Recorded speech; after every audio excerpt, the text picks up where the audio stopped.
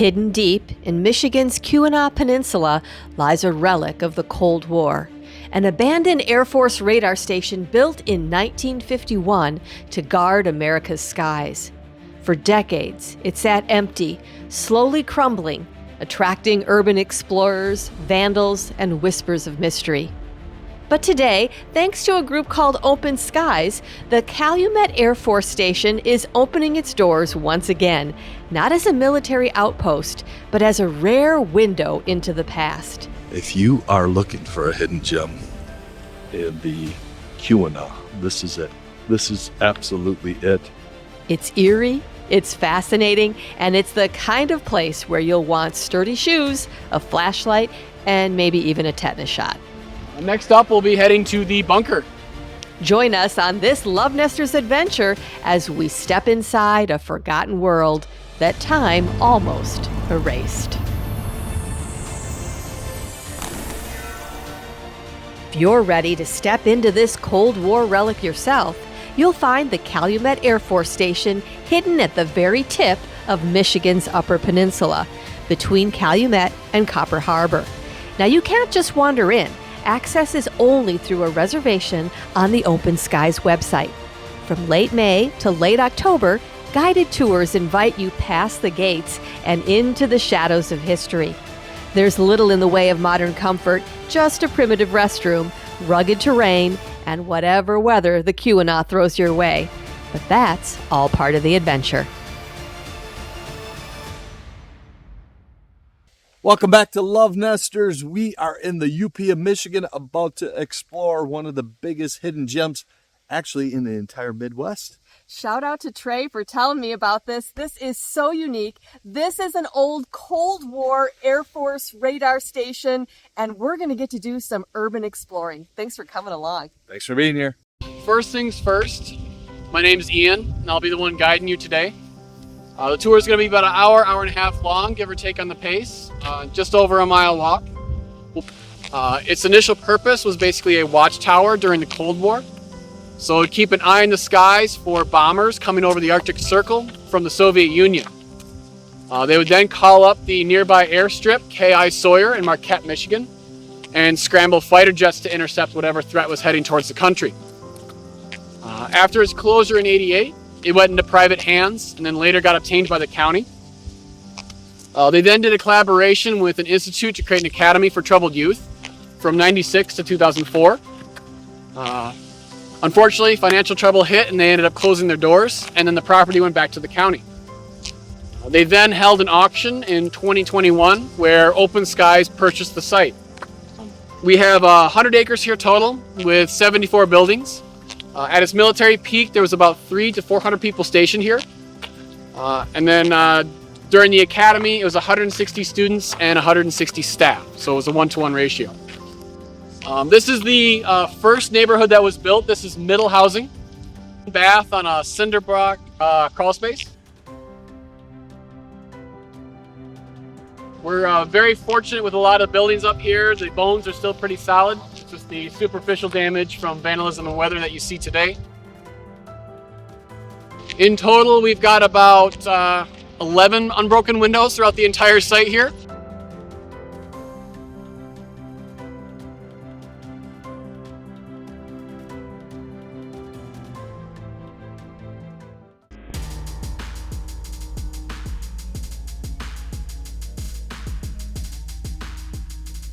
Unlike middle housing, this was not utilized by the academy, so there was no staff here in the 2000s.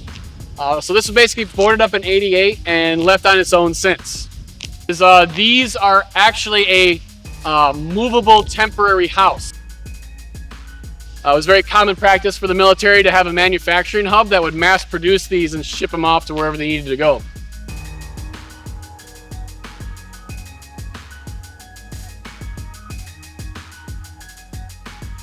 This is where I could put my realtor hat on and show you around the room and take a peek inside.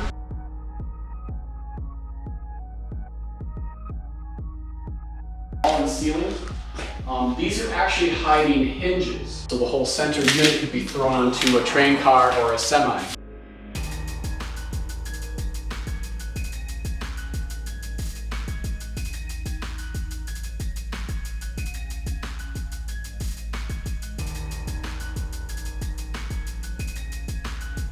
my gosh.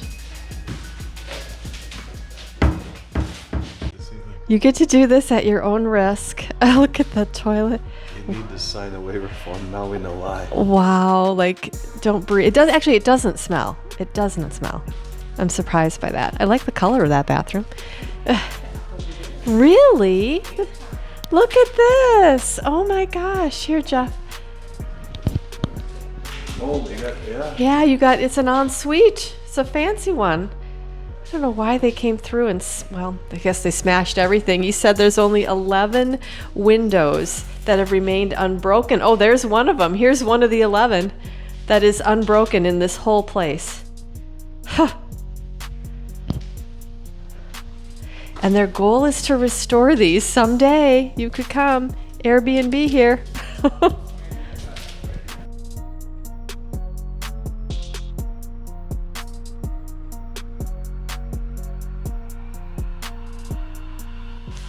We're currently looking at the receiver array right now, and then on the opposite side of the property is the transmitter array. Well, this is what the station used to communicate to the fighter jets that were flying in the air. Each tower would have had its own antenna with its own frequency, so it had a wide net to cast, as well as for redundancy in case one were to fail, it could switch over with ease. All along the wall of the building, you'll see these pipes sticking out. That's where the cables would have fed into side and connect up to the computers. As early as 1960, they actually had the ability to send a data pulse to the fighter jets, giving them coordinates and information they needed to reach their destination.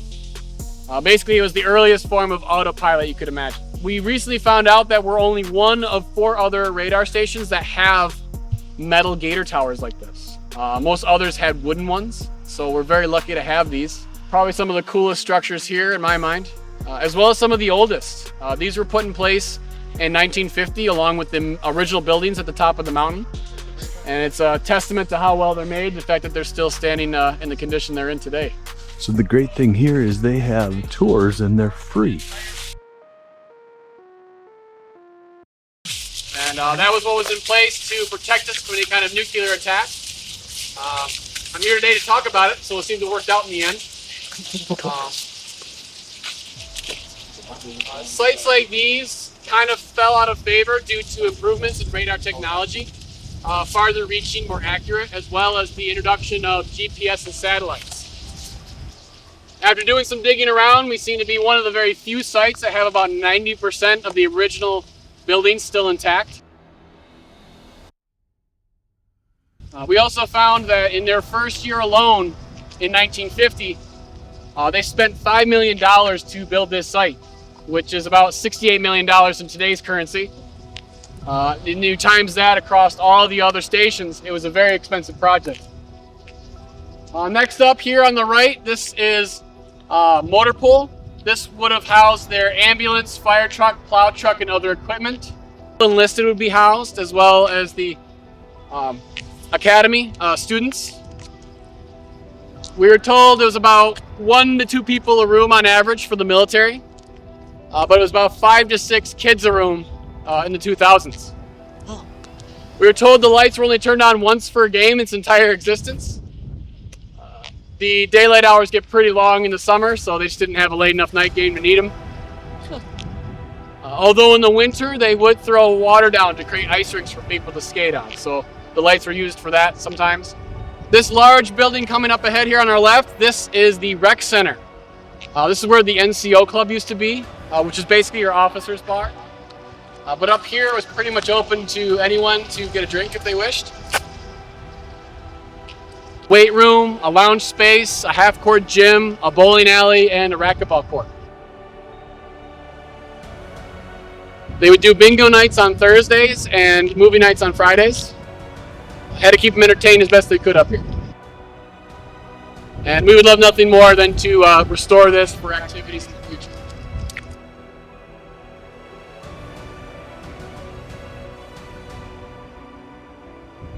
They did 4 meals a day. One of those was a midnight chow for the night crew.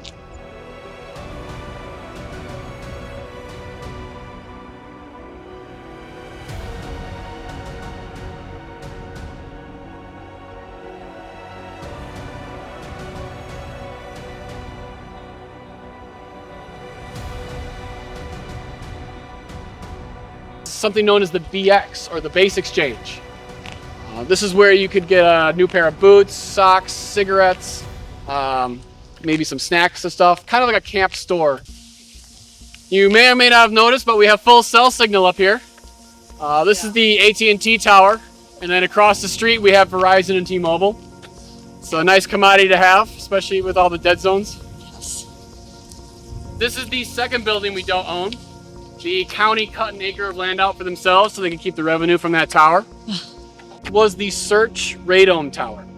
So in place of the cell would have been a big giant dish that was constantly spinning, keeping track of all the local flights. Basically, imagine what you see at an airport. And then outside of that would have been a big giant white dome to help protect that from the elements, keep the ice and snow off of it. It had about a 250-mile range. It was very powerful for its time. Up ahead here, there used to be 3 towers here at the start of the base. But as technology improved, instead of retrofitting what they had, they decided to build the 2 current towers that are standing and demolish the old 3. So this is a foundation to one of those older towers. It was a 12-sided unit, about 2 stories tall, had its own dome and everything. Another interesting feature about where we are the tallest peak in the Keweenaw. We are taller than Brockway, Bohemia, and Mount Houghton. The small building next to that was the original engineering and generator building when they first started here. And then as they expanded, those tasks got moved to their own buildings. Next up, we'll be heading to the bunker. You could fit 100 people down here in an emergency, and they had food and supplies to last about 1 to 2 months.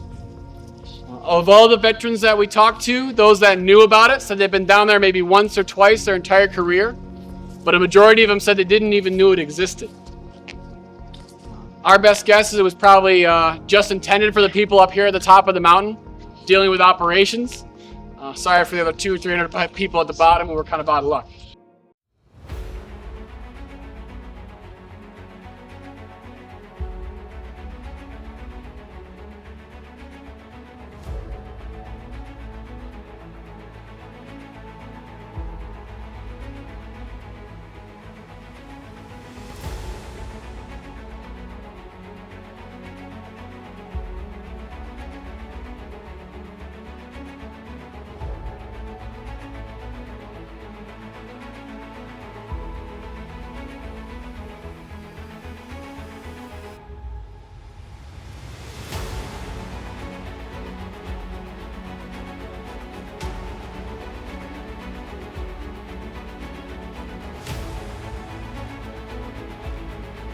So if you could imagine, half of this would have been bunk beds, the other half would have been tables and bench seats.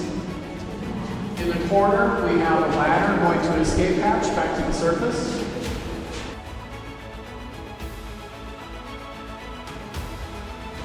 Also at the end, you'll notice the Quonset ceiling. That used to be the original dimensions of the bunker, spanning the entire length here. But when they built the building above us, they tore all that out and built this more rectangular style that you see today. So the bunker is so cool. I cannot believe they let you come in this. What do you think, honey? I'm telling you, if you are looking for an incredible experience, this is the place to be. The history, the buildings, the stories behind these buildings, wow. Yeah, and you know what? They're fixing it up. I would come now while you can still see everything in its kind of deteriorated state. Kind of cool. Mainly in case another military base was to be bombed, be it K.I. Sawyer or Duluth, this was going to take up the tasks and operations in its stead. So this was basically Plan B for the continued defense of the country in this region. It was known as the Buick system. What they ended up doing with some of those extra funds is they actually built a shell outside the original.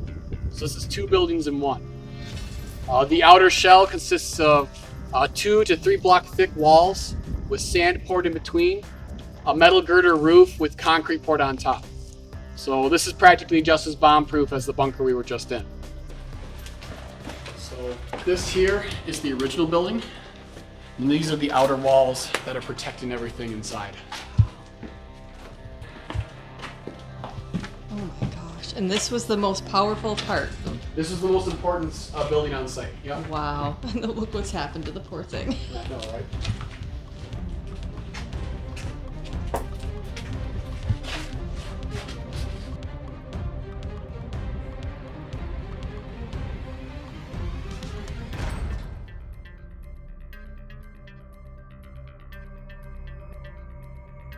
This was the command center. Abandoned Air Force Base that protected the United States during the Cold War. The stories would be amazing to hear from the servicemen and women that served.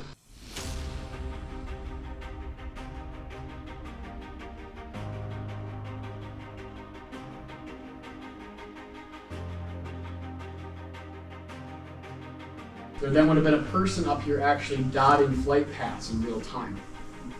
All across the floor would have been radar scopes, all manned, keeping track of the local planes in the area, and then that would get imprinted up here on the plotting boards.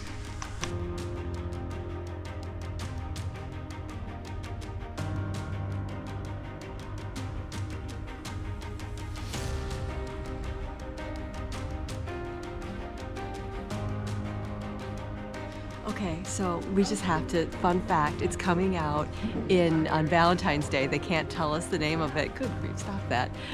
But there was a horror movie. They rented this out for 2 weeks and shot a horror movie here.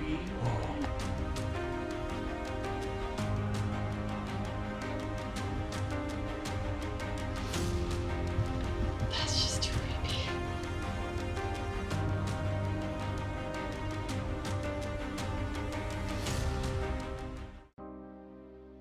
As mentioned before, over there is the search radome tower.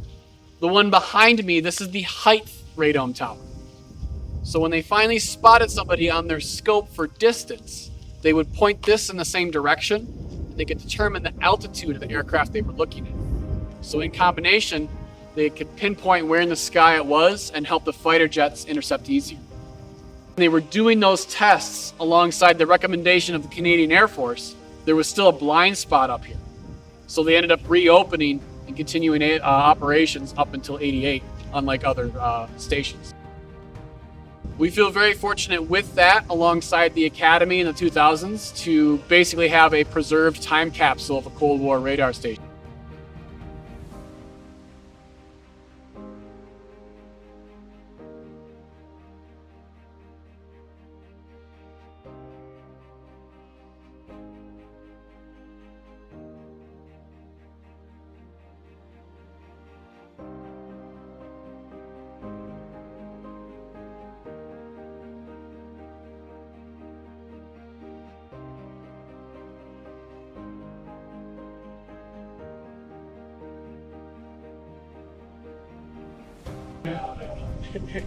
You can do it. I don't know that it's that high up here. You can do it. Like, It's worth it. Believe me. You got this. I'm so glad they've upgraded. Okay, step in. Clear. Clear. If you've been watching the channel for a while, you know I do not like heights, but actually this feels pretty good. And it's an incredible view up here. Wow. This is one of the many, many reasons you come to visit this Air Force Base, abandoned Air Force Base, is you get an opportunity to go up to one of these towers and you can see the entire tip of the peninsula here.